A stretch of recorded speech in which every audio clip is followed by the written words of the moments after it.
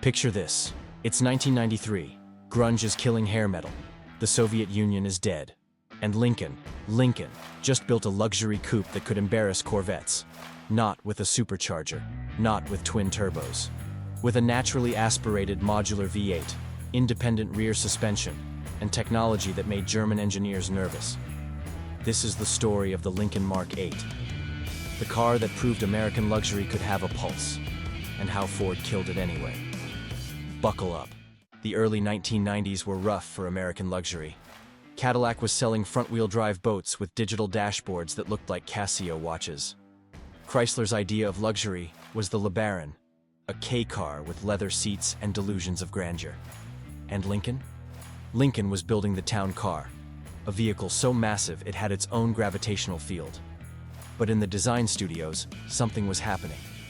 Ford's special vehicle team, the same lunatics who built the Mustang Cobra and the SVT Lightning, got their hands on Lincoln's next-generation luxury coupe.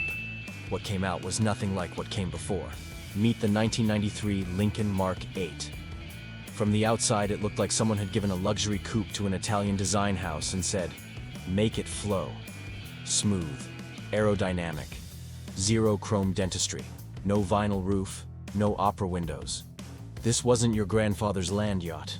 This was Lincoln's middle finger to everyone who thought American luxury meant velour seats and wood grain that came from a roll of tape.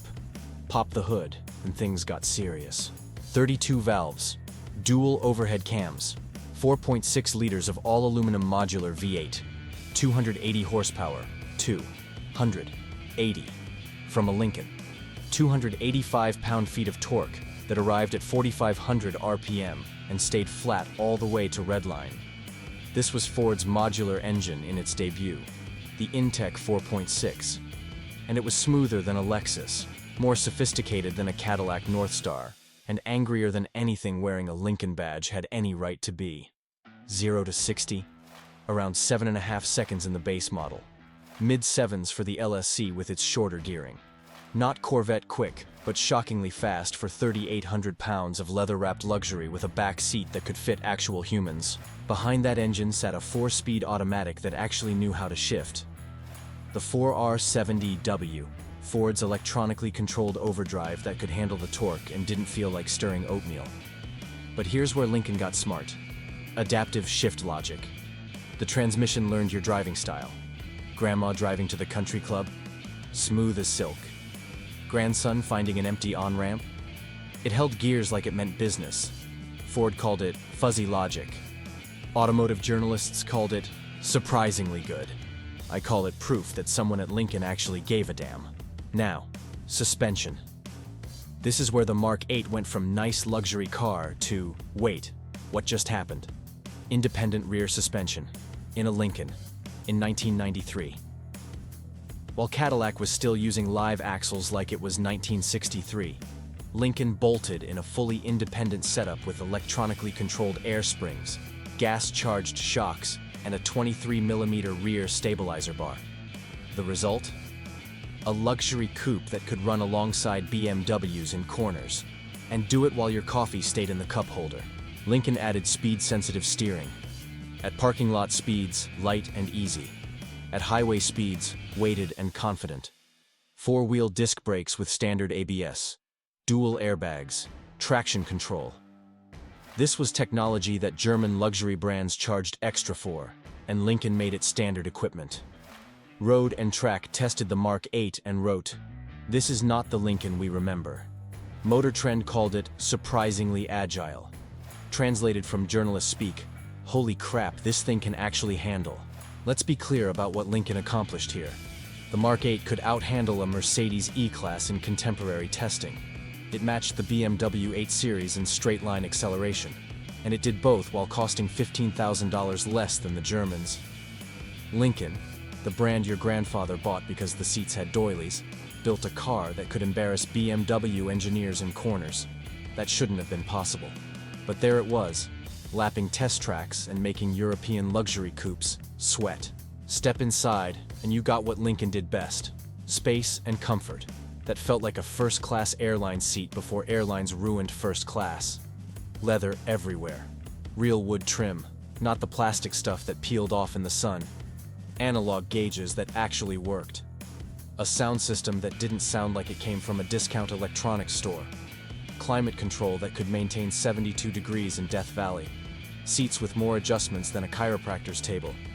This was American luxury executed properly. Comfort without compromise, space without waste. Here's what separated the Mark VIII from everything else in Detroit's luxury lineup. Actual technology that worked. Electronic air suspension that adjusted ride height based on speed. At highway speeds, the car lowered itself for aerodynamics. Parking lot speeds, it rose up for clearance. Digital message center that told you what was wrong before things broke. Keyless entry, in 1993, that actually functioned. And here's the kicker, it was all reliable. While Cadillac's Northstar was earning a reputation for eating head gaskets, Lincoln's InTech V8 just ran. 200,000 miles wasn't uncommon. 300,000 wasn't unheard of. Let me paint you a picture of just how quick this luxury coupe was. 1993. Corvette with the LT1, 0 to 60 in 5.3 seconds. The Mark VIII, 7.5 seconds. Nearly 2 seconds slower in a straight sprint. But here's the thing. The Corvette arrived at 60 with a plasticky interior creaking like a haunted house and build quality that made British Leyland look competent. The Mark VIII got there in leather-wrapped comfort, hauling a living room's worth of luxury and 3 actual adults in air-conditioned silence. 1993, Mustang GT with the 5.0, 6.3 seconds. The Mark VIII was only a second behind, in a car with back seats, real trunk space, and technology that actually worked. This wasn't a sports car pretending to be luxurious. This was a luxury car that happened to be quick. And there's a difference. Ford positioned the Mark VIII at around $36,000. For context, a 1993 Cadillac Eldorado started at $34,000 and came with front-wheel drive and a Northstar engine that would eventually become a mechanic's retirement fund. A Buick Riviera? $32,000 for front-wheel drive and zero sporting pretense. The Germans? BMW 8 Series started north of $70,000. Mercedes SEC Coupe? Try $65,000 minimum. Lincoln gave you rear-wheel drive, independent rear suspension, sophisticated V8 power, and actual handling dynamics for roughly half what the Europeans charged. That's not just competitive pricing. That's a statement. The automotive press lost their minds, in a good way. Car and Driver called it a revelation. Motor Trend named it to their best handling cars list, a Lincoln on a handling list with Corvettes and Vipers. Road and Track praised the chassis dynamics. Auto Week called the interior genuinely luxurious without the gimmicks. Sales. In 1993, Lincoln moved over 32,000 Mark VIIIs. In 1994, they sold nearly 45,000. This wasn't a niche product. This was a legitimate hit. Let that sink in. If you're enjoying this deep dive into forgotten American performance luxury, hit that subscribe button, because we've got more underdog stories the industry wants you to forget. 1995 brought updates. Ford bumped the engine to 290 horsepower. Not a massive jump, but every bit helped. More importantly, they refined the suspension tuning based on real-world feedback. The result was a car that rode even better without sacrificing the handling that made enthusiasts pay attention. Lincoln also added the LSC trim, luxury sport coupe. Firmer suspension, performance-oriented details, less chrome. It was Lincoln acknowledging that some customers actually wanted to drive their luxury coupe, not just be driven in it. 1996 brought the collector's edition, because apparently someone at Lincoln understood their audience. Special paint colors, upgraded interior trim, chrome wheels that didn't look like cheap aftermarket garbage. Only a few thousand were built. Today, they're the ones collectors actually want, assuming they can find one that wasn't destroyed by a teenager who inherited it and discovered what 290 horsepower could do to rear tires. Here's what the numbers actually meant on the street. The Mark VIII couldn't outrun a Corvette to 60. That's physics and a 2,000-pound weight disadvantage. But it could run with Mustang GTs and IROC Zs while offering twice the comfort, 3 times the refinement, and technology that actually worked longer than the factory warranty. Quarter-mile times in the low 15-second range. Trap speeds over 90 miles per hour. From a luxury coupe. Cadillac Eldorado, 16-second quarter miles and wheezing front tires. Chrysler LHS, 17 seconds and prayers. The Mark VIII wasn't just beating luxury competitors. It was running with performance cars while being a better daily driver than all of them. Would you rather have a 1993 Mark VIII or a base Corvette with squeaky interior and repair bills that made German cars look cheap? Drop your choice in the comments. I dare you to defend the Corvette. Because here's reality. The Corvette was faster, no question. 5.3 seconds versus 7.5. Nearly 2 seconds is an eternity in a drag race. But the Corvette also had a plastic interior that creaked like a haunted house. Build quality that made British Leyland look competent. And reliability. Well, let's just say there's a reason C4 Corvettes are cheap today. The Mark VIII? It just worked. Day after day. Year after year. Mile after mile. And it did it while hauling 4 people in comfort the Corvette couldn't imagine. That's not exciting, but it is honest. Ford's Modular V8 became legendary for one reason: it refused to die. While Cadillac Northstars were grenading at 80,000 miles, the InTech 4.6 was just getting broken in. Timing chains instead of belts. Aluminum block with iron sleeves. Proper oiling system. The transmission, that 4R70W, could handle the power all day long. Suspension bushings? They actually lasted. Air suspension could be finicky, but even when it failed, the fix was straightforward. No proprietary German parts requiring a second mortgage. This was American engineering done right. Simple enough to work. Sophisticated enough to impress. The Mark VIII did something important. It proved American luxury didn't have to mean soft, slow, and sloppy. You could have comfort and competence. Luxury and performance. Space and handling. It influenced Ford's entire approach to performance luxury. The lessons learned from the Mark VIII showed up in later products. Better suspensions, more sophisticated powertrains, actual attention to driving dynamics. For a brief moment, Lincoln was relevant to people under 70 years old. Here's what happened when the Germans noticed Lincoln wasn't playing around anymore. BMW refined the 8 Series. Mercedes improved the SEC's handling. Lexus, which had been eating everyone's lunch with the SC Coupe, suddenly had American competition that didn't embarrass itself. The Mark VIII forced the luxury coupe segment to raise its game. Not because it outsold everyone, but because it proved American brands could compete on technology and dynamics, not just price. That was the real victory. Lincoln even went racing, sort of. The Mark VIII showed up in SCCA Club Racing, where privateers discovered that independent rear suspension and a stout V8 made for a surprisingly capable track weapon. They weren't winning championships against Corvettes and Camaros, but they were competitive, and they did it while offering more interior room than a studio apartment. Some racers pulled the air suspension for coilovers, added sway bars, and had legitimate track cars that could still drive home in comfort. That's versatility the Germans charged $50,000 extra for. 1997 brought updates, revised styling, more equipment, continued refinement. But behind the scenes, Ford was making decisions. The Thunderbird was dying. The Cougar was becoming irrelevant. And some genius in product planning decided what America really needed was retro-styled mediocrity. The Mark VIII's days were numbered, not because it failed, but because Ford needed to make room for the next big idea. Spoiler alert, the next big idea was terrible. Still with me?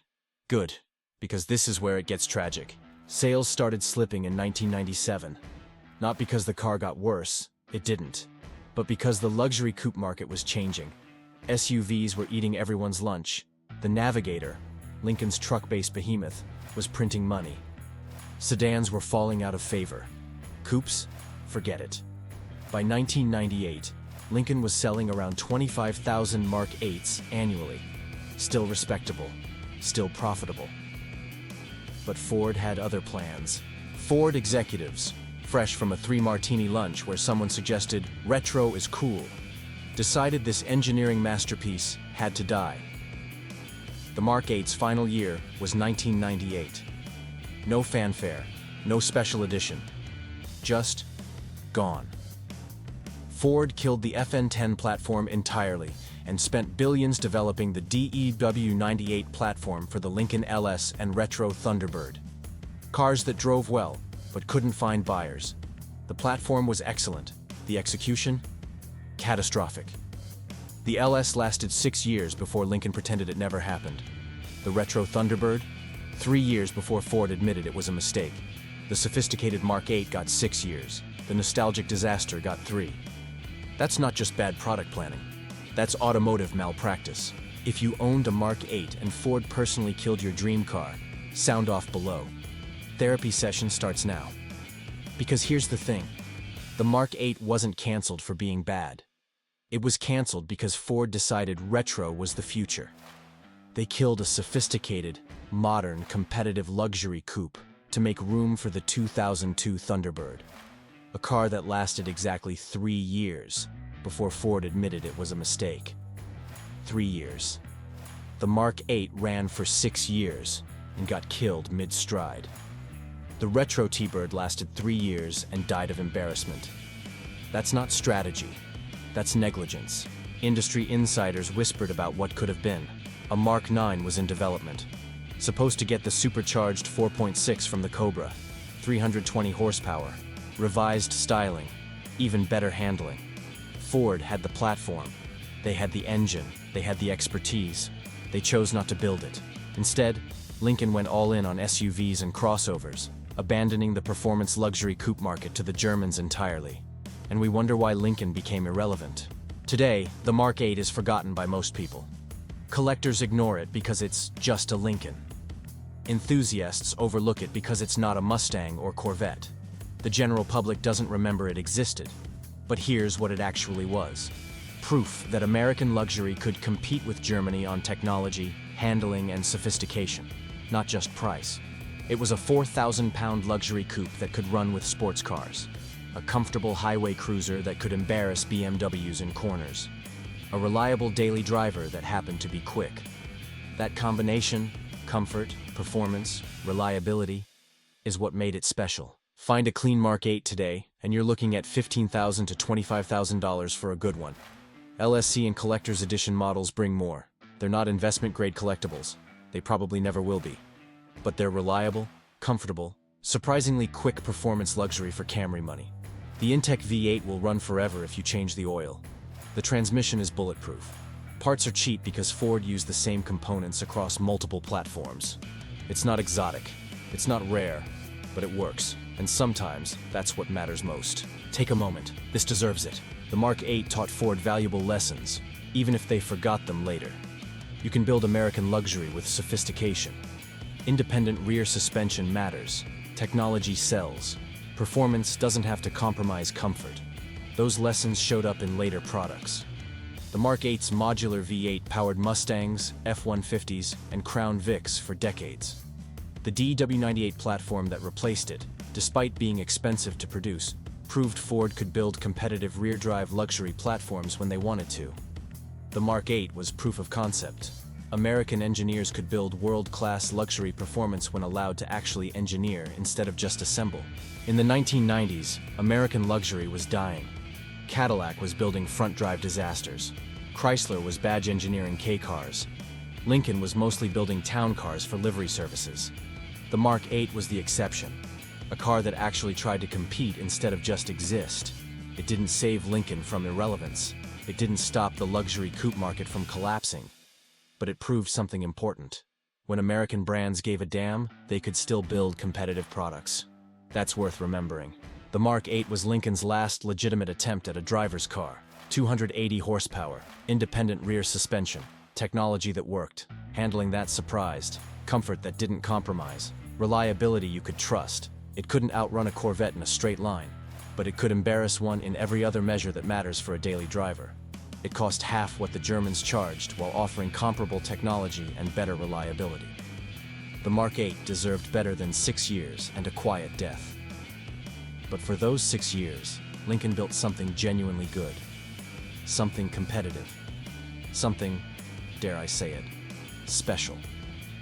That's rare for Detroit in the 1990s. And that's why it matters. This is Car Chronicles, where we remind you that sometimes your grandfather's Lincoln was faster than your Corvette. And that's not a joke. That's documented fact. If this story of forgotten American performance luxury resonated, hit that like button. Subscribe for more automotive underdogs. Detroit wants you to forget. Share this with anyone who thinks Lincoln only built town cars. Next time, we're diving into another car that deserved better than it got. You won't want to miss it.